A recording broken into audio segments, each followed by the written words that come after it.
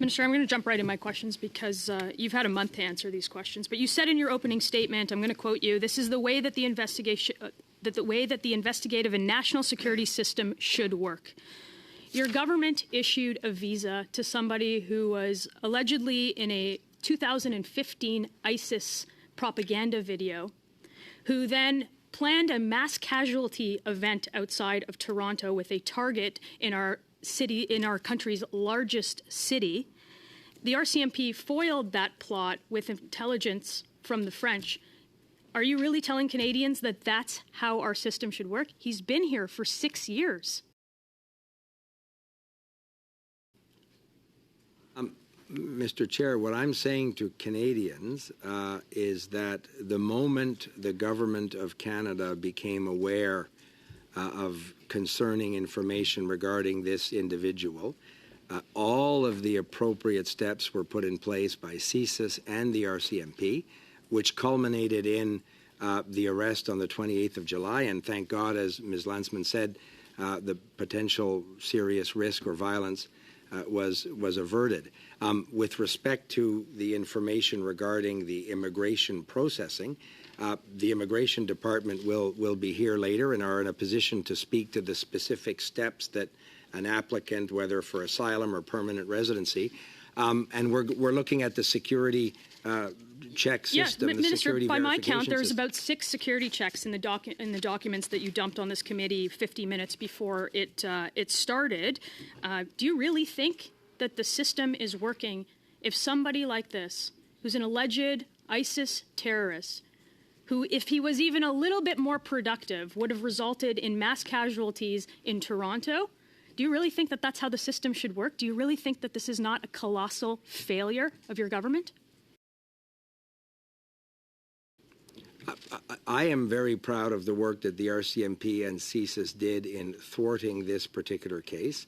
I think, as Mr. Gallivan indicated, if you look at the tens and hundreds of thousands of these cases that are reviewed every year as people seek asylum, submit asylum claims, or apply for various visas, we necessarily rely on the work of our security agencies.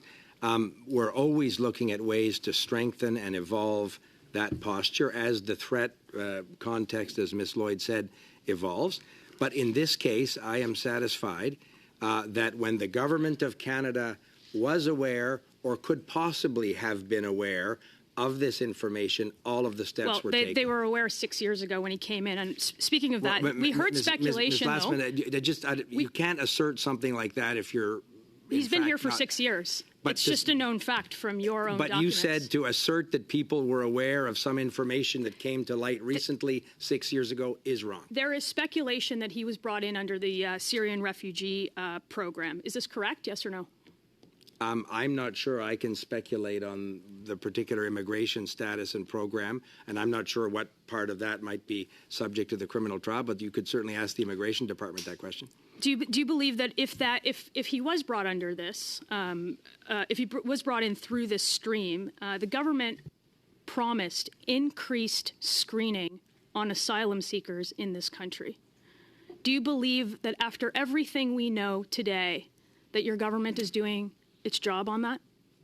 But again, I don't want to give credence to the premise that you ask because I don't have that information. So I want to be very precise that you don't link his arrival to a particular immigration program. The Immigration Department, I think, can provide you with those facts. I don't have them, but I don't want, in answering your question, to appear to confirm that because I don't have that information.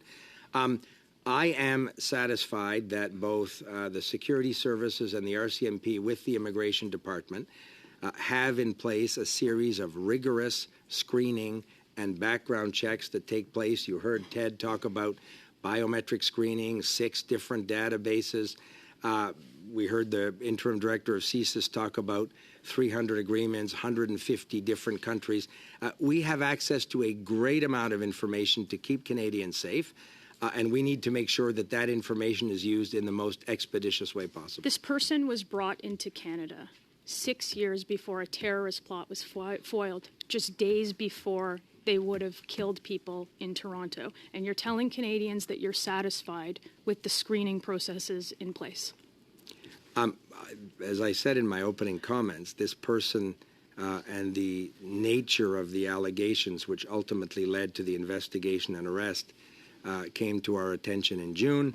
And this person from that point on was obviously under the appropriate surveillance to ensure that any threat was mitigated and led to the ultimate arrest on the 28th of July.